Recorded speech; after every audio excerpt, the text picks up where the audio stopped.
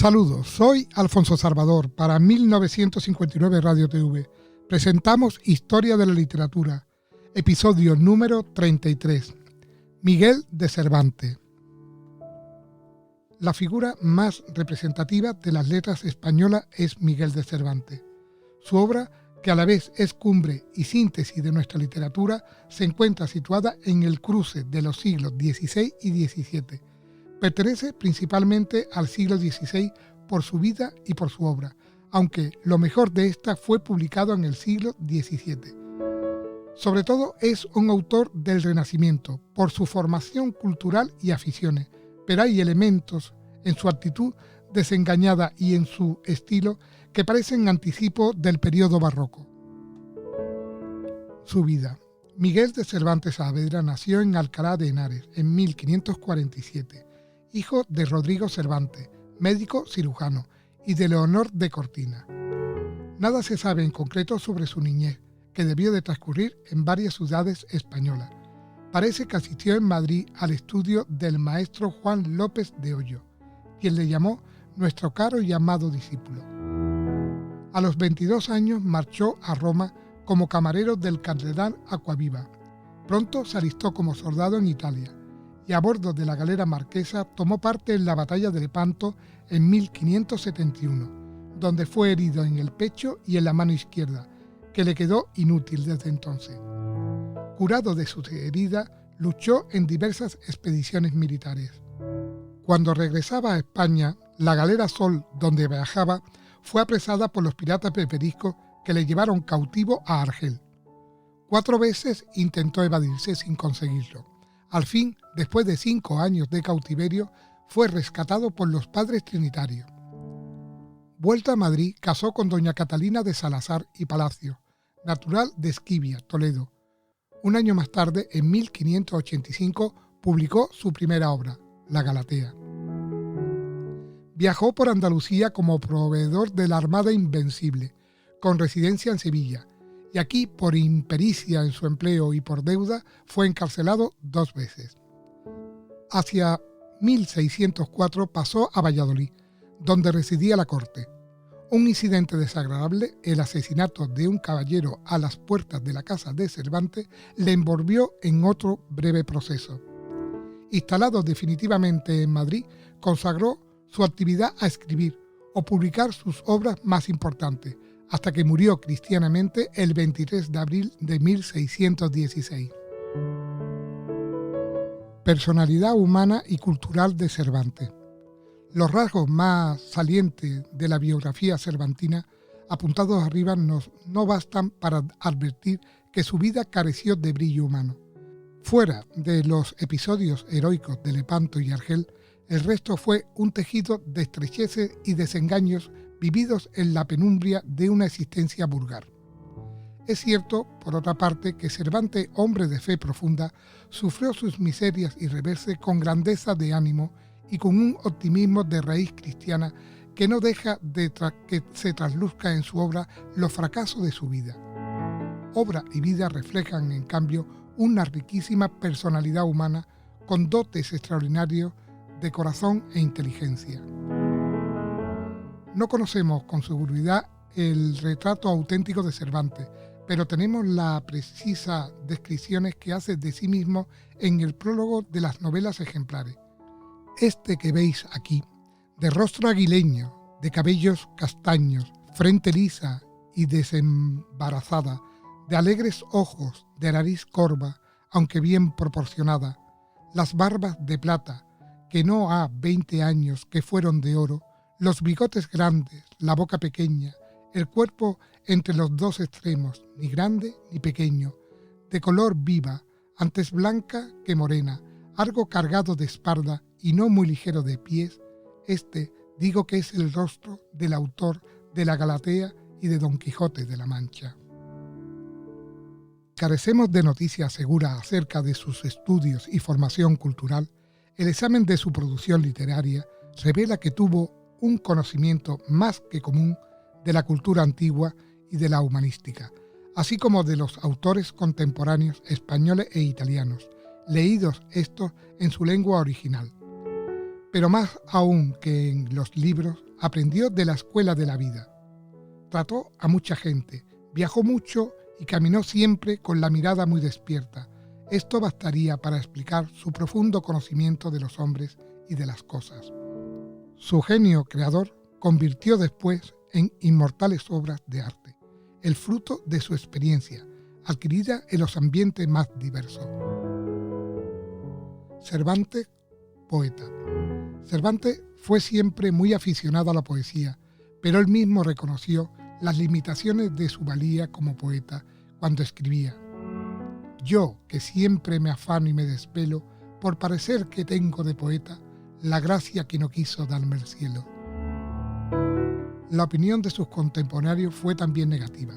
A pesar de todo, podemos considerarle como poeta, si no excepcional en todos sus versos y ni siquiera en la mayoría, sí en un número reducido de ellos. Momentos logrados de su inspiración son bastantes composiciones sueltas, como la Elegía al Cardenal Espinosa, 2 canciones a la Armada Invencible y varios sonetos, entre ellos el dedicado a Túmulo de Felipe II. El gran valor biográfico es la epístola a Mateo Vázquez. A esta pueden añadirse las poesías líricas insertadas en El Quijote, en la Galatea y en las novelas ejemplares. Su obra más poética de mayor aliento es el poema en terceto encadenado Viajes del Parnaso, verdadera selva de elogios de los poetas contemporáneos y confesión melancólica de los propios desengañados. Cervantes, autor dramático.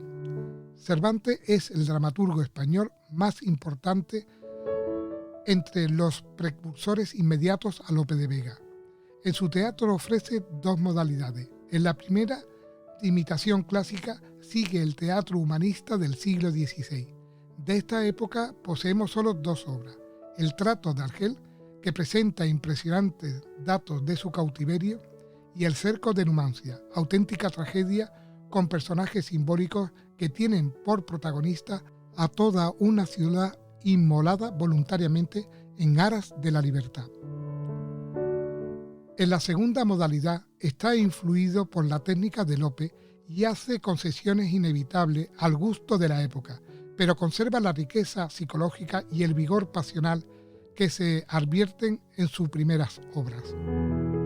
De las 8 comedias de este grupo, publicado en 1615 por los 8 entremeses, es muy interesante por su valor autobiográfico Los baños de Argel, uno de los mejores aciertos dramáticos de Cervantes.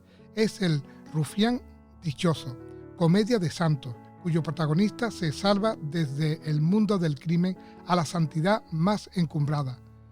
Pedro de Uldemalas, de asuntos picarescos, es la mejor de las comedias de Cervantes.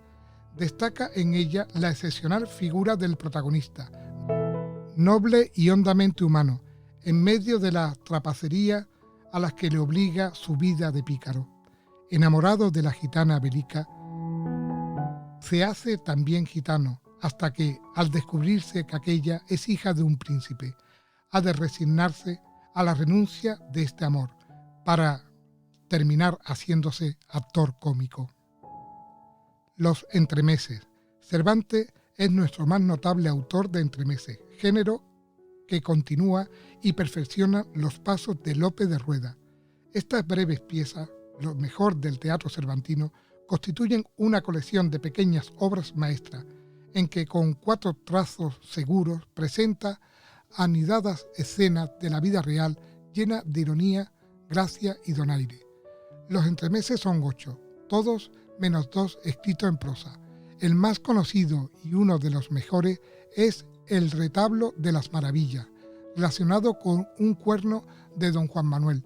Este insuperable cuadro popular desarrolla una regocijante sátira de hipocresía y prejuicios sociales. Dignos de especial mención son también La guardia cuidadosa y Las cuevas de Salamanca. Cervantes, novelista. El primer libro publicado por Cervantes es una novela pastoril, La Galatea, en 1585. Con ella rinde culto a la moda de su tiempo y a la vez revela cuán grato le eran los ideales renacentistas. La acción, lenta y complicada, se desarrolla a orillas del Tajo, donde incontables parejas de fingidos pastores viven sus historias de amor en un ambiente convencional y artificioso. La prosa, de más valor que los versos intercalados, es muy esmerada, hasta caer a veces en la afectación. Las novelas ejemplares. En 1613 publicó Cervantes una colección de 12 novelas cortas con el título de Novelas Ejemplares. Fueron tenidas en gran estima por el autor, que en el prólogo de la obra se jacta de innovador. Yo soy el primero que ha novelado en lengua castellana. Esta afirmación es cierta, si consideramos que entonces se entendía por novela lo que ahora llamamos novela corta, y que eran traducidas de lenguas extranjeras o inspiradas en ellas, las que hasta el siglo XVII andaban impresas. La llama ejemplares porque, si bien lo miras, no hay ninguna de quien no se pueda sacar un ejemplo provechoso. Con todo, el sentido moralizador no aparece muy claro en algunos de estos relatos, donde los ejemplar no pasa de ser una aspiración del autor. Siguiendo a Balbuena Prat, podemos dividir las novelas ejemplares en 3 grupos. Primero, novela idealista, al modo italiano, El amante liberal, La española inglesa, La fuerza de la sangre, Las dos doncellas, La señora Cornelia. Todas ellas narran lances de amor y fortuna, como se decían entonces, y se caracterizan por el cúmulo de hechos complicados e inverosímiles, resueltos por desenlaces felices. Su principal interés reside en la acción novelesca. 2.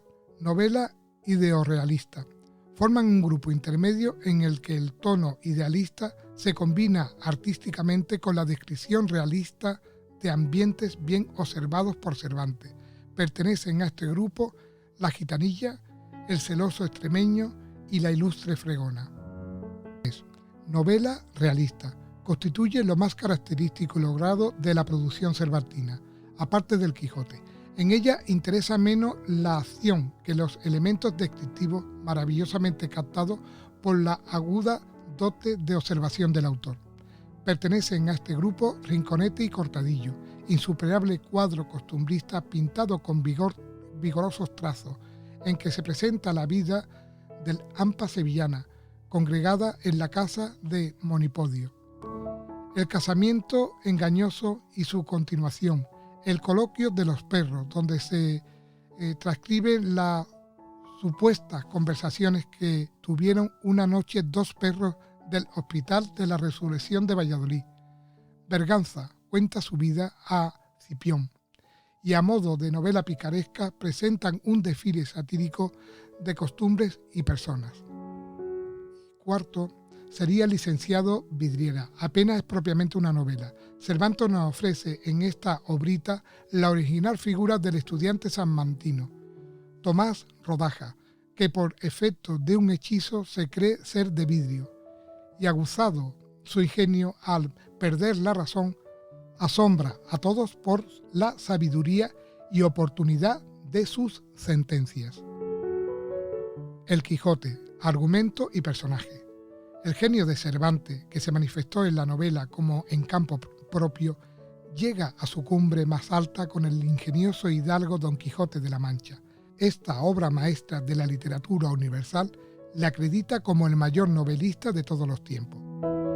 Según nos dice el mismo autor, el Quijote se engendró en una cárcel, en concreto la cárcel de Sevilla, donde toda incomodidad tiene su asiento y donde todo triste ruido hace su habitación.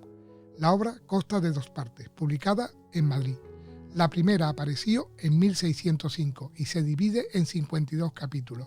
La segunda se publicó 10 años después, 1615, y se compone de 74 capítulos. Al asunto principal del Quijote se agregan interesantes episodios de representan diversos géneros. Argumento del Quijote. En la primera parte. Un hidalgo manchego llamado Alonso Quijano se entrega de tal modo a la lectura de libros de caballería que acaba volviéndose loco, o más bien monomaniático. creyendo ser uno de los héroes de aquellos fantásticos relatos. Cambia de nombre para llamarse Don Quijote de la Mancha y sale de su aldea para recorrer el mundo como caballero andante. La dama de sus pensamientos es una rústica aldeana, Aldonza Lorenzo, a la que llama Dulcinea del Toboso. Después de un primer intento que termina en fracaso, vuelve a salir acompañado de un rudo campesino llamado Sancho Panza, que le sirve inseparablemente de escudero.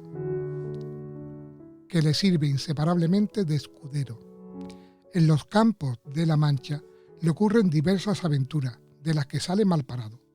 La de los molinos de viento, la de los yagüenses, la de los carneros, la de los batanes, la de los galeotes. Penetra en Sierra Morena y allí, a imitación de Amadís, se dedica a extravagantes excesos de penitencia por su dama. El cura y el barbero de su aldea, que han descubierto el paradero de Don Quijote, sacan al enamorado caballero de su retiro y le traen a casa enjaulándolo sobre una carreta, convenciéndolo de que estaba encantado. En la segunda parte, el obstinado Don Quijote sale de nuevo a correr aventuras en compañía de Sancho. Este engaña a su amo haciéndole creer que Dulcinea ha sido transformada por arte de encantamiento en una tosca labradora que encuentra en el camino. Prosigue las series de aventuras como las del Caballero de los Espejos, el bachiller Sansón Carrasco, vecino y amigo de Don Quijote, de los leones, del pastor enamorado, Basilio, y bodas de Camacho, las de la cueva de Montesinos, etc. Cerca de Zaragoza se hospeda en el castillo de unos duques que hacen objeto de sus burlas al caballero andante y a su escudero. Este es nombrado por broma gobernador de la ínsula Barataria. Reunidos otra vez, se trasladan a Barcelona, donde ahora vence a Don Quijote el bachiller Sansón, disfrazado de caballero de la Blanca Luz. Este le exige la promesa de retirarse a su aldea. Así lo hace el derrotado caballero que, desilusionado y gravemente enfermo en el lecho, recobra repentinamente la razón y vuelve a ser otra vez Alonso Quijano, el bueno, poco antes de morir cristianamente y arrepentido de sus desvaríos caballerescos. Al asunto principal del Quijote se agregan interesantes episodios que representan diversos géneros de novela del siglo XVI: pastoril, Marcela y Crisótomos; sentimentales, Cardenio y Lucinda; morisca, el cautivo; italianizante, el curioso impertinente; picaresca, el episodio de los galeotes. Gran importancia tiene también en la obra el elemento doctrinal, especialmente el dedicado a la crítica literaria.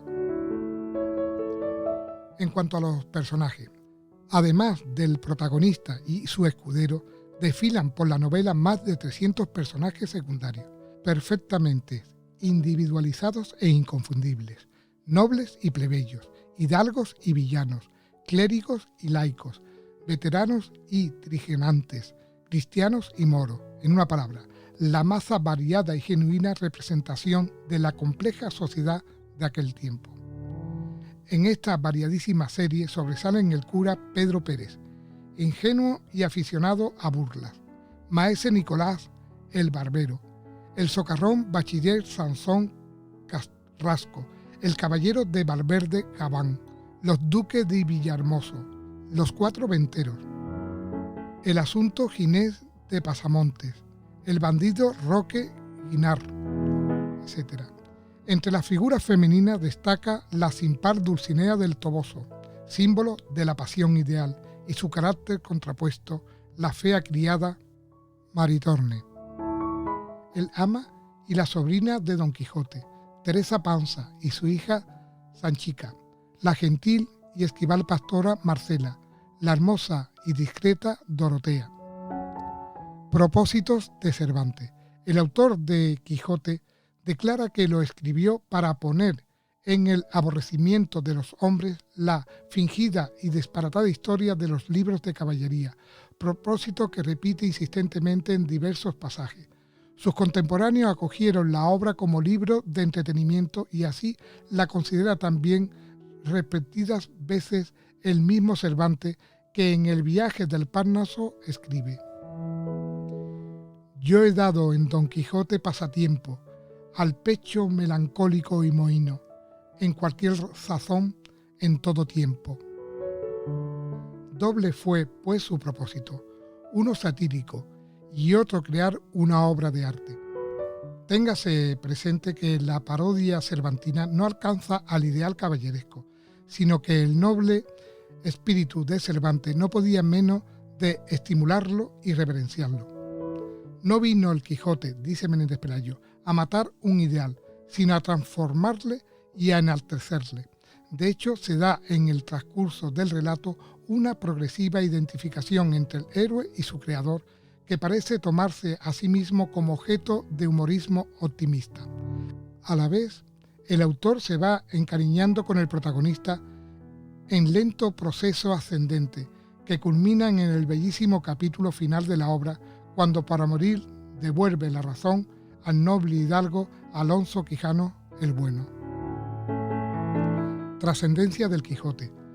Por encima del propósito de su autor, muchos críticos han intentado hallar en la imperecedera novela un sentido oculto y simbólico, objeto de muy variadas interpretaciones, muchas de ellas inadmisibles por caprichosas y absurdas. Lo indiscutible es que se trata de una creación artística genial y de aquí deriva su alcance universal, que rebasa las intenciones de su propio creador. Las dos figuras centrales se consideran generalmente como encarnación de dos tendencias extremas pero muy humanas, idealismo y realismo. Ambas actitudes se completan en la novela, como sucede también en la vida de todo hombre y en la historia del género humano. La crítica ha señalado el mutuo influjo y acercamiento de los dos inseparables protagonistas. Don Quijote se humaniza y camina hacia la cordura. Sancho se quijotesca, perdiendo rudeza y egoísmo.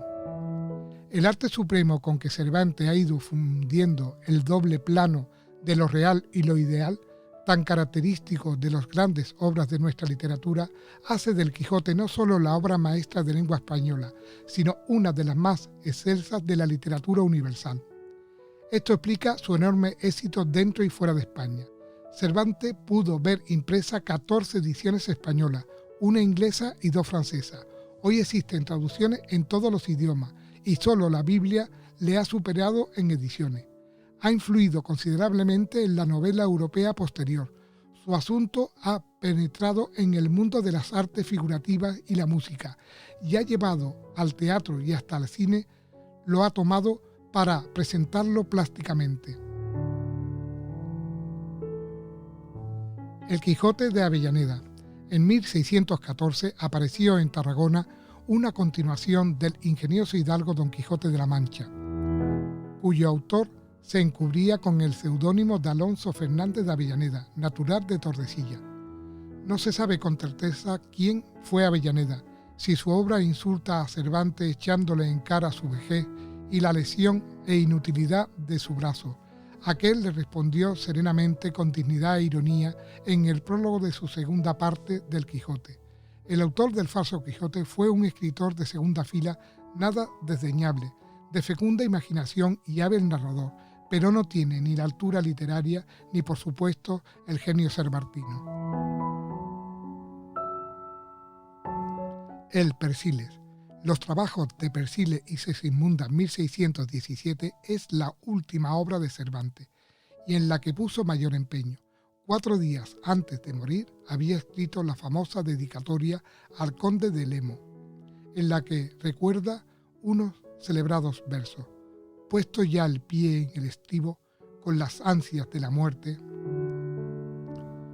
El Persiles pertenece por su contenido a la llamada novela bizantina, referida principalmente la historia de 2 amantes que desde el norte de Europa viajan por varios países y a través de España se dirigen a Roma, donde contraen matrimonio al fin de la obra.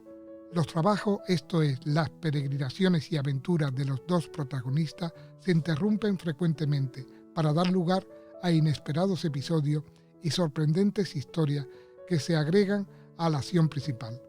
Cervantes, en la etapa postrera de su vida, se evade así de la realidad cotidiana para refugiarse en el mundo de los sueños, donde nada impedía el triunfo final de su idealismo optimista. La prosa de la novela es lo más trabajado y perfecto de cuanto escribió el genial novelista, aunque el no escaso éxito del libro fue inferior a las ilusiones que en él había puesto su autor. El estilo de Cervantes. Nuestro máximo escritor se formó en los principios de la estética renacentista, por tanto es partidario del lenguaje llano y natural, elegante sin afectación y acomodado a la condición de sus personajes o de los asuntos que trata. Esto explica su riqueza de variedad. El lenguaje pausado y armonioso de la Galatea, de Persíles y de algunos episodios del Quijote es fruto de esmerada elaboración, como lo requería el tema.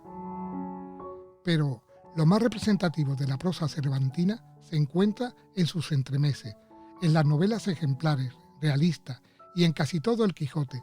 Muestra en esta obra gran afición al empleo de modismos populares, refranes, juegos de palabras, expresiones irónicas y en fin todo lo que hace de la lengua un instrumento vivo, rápido y eficaz para reproducir el diálogo, uno de sus mayores aciertos artísticos, o para convertirla en ejemplo insuperable de prosa narrativa. Muchas gracias por escucharme, espero que os haya gustado. Es un resumen, aunque aparezca y sea un poco largo, en el fondo es un resumen de tan ilustre escritor como es Miguel de Cervantes. Un abrazo virtual y hasta pronto.